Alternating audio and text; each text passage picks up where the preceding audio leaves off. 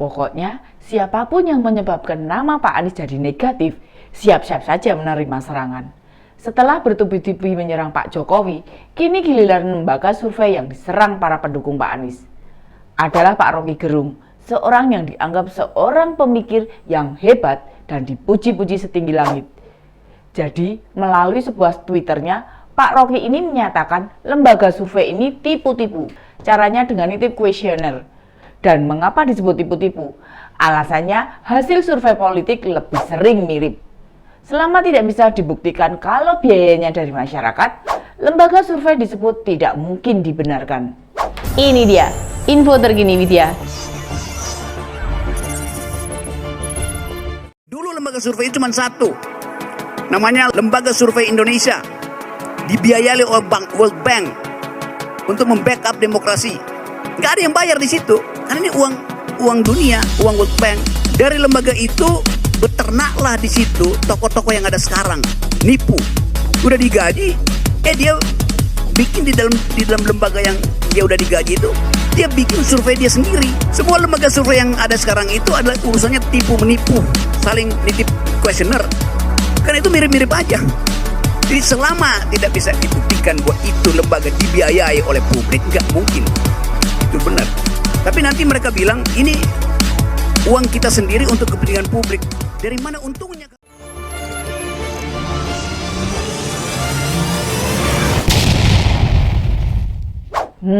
Gini deh maksudnya.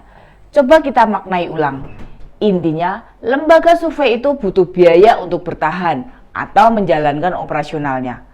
Kalau bukan dari para politisi atau pejabat yang berkepentingan yang membiayai, bagaimana mereka bisa bertahan?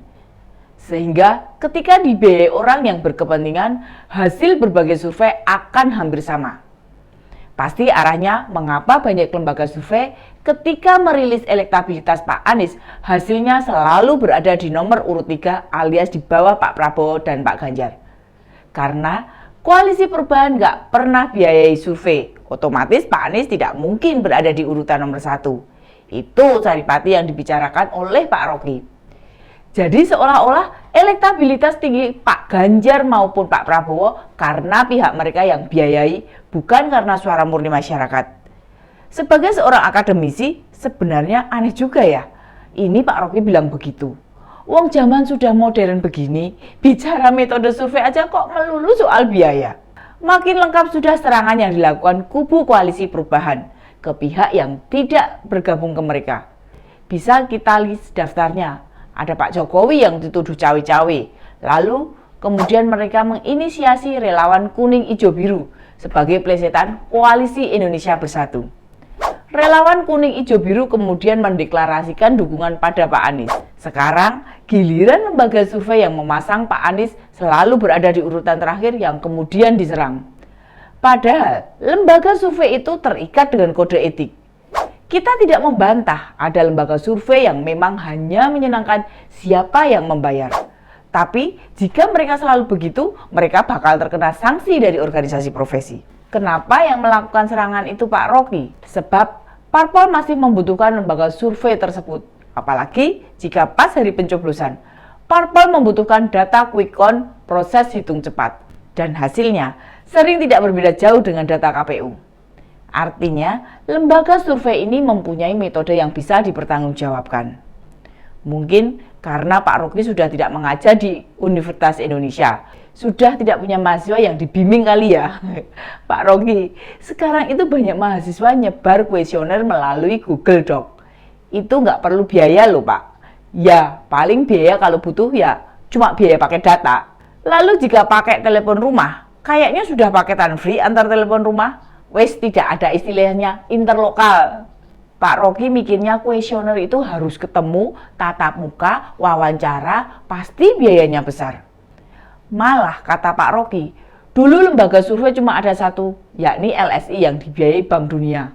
Lalu LSI menghasilkan tokoh yang membuat survei di Indonesia dengan cara nitip kuesioner. Kalau nggak nitip kuesioner, dia nggak untung. Itu tuduhannya Pak Rocky.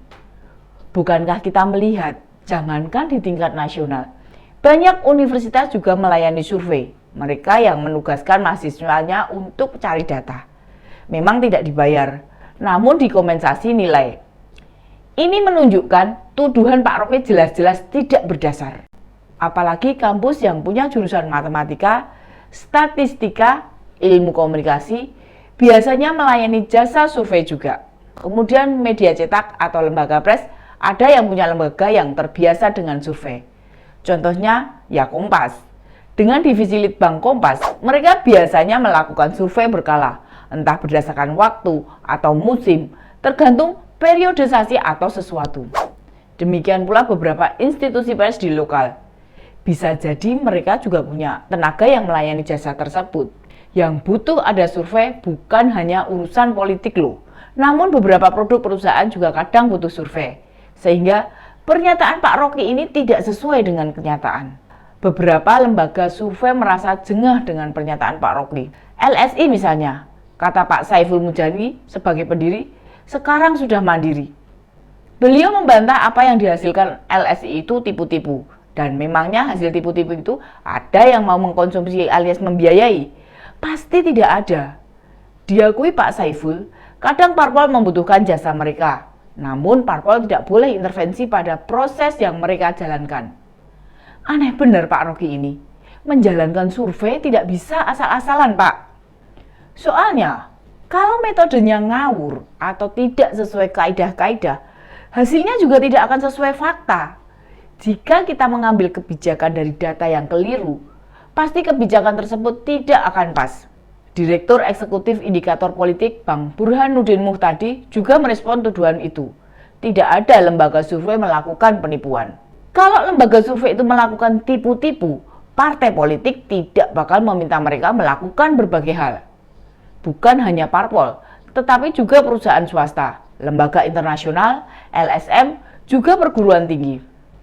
Wah, repot ini jika pihak koalisi perubahan ini asal menyerang tanpa fakta. Ia menjamin hal tersebut lantaran menurutnya tak akan ada elit politik yang mau tertipu lembaga survei. Menurutnya, elit politik harus protes logika Rocky. Masa elit politik mau aja kena tipu? Harusnya elit politik protes ke Rocky Gerung karena kalau mengikuti logika Rocky, elit politik dan partai-partai yang rajin meminta survei ini dungu karena mau aja kena tipu, kata dia. Demikian info terkini media, sampai ketemu lagi di Ini Dia, info terkini media selanjutnya. Salam cerdas. Ini dia, info terkini media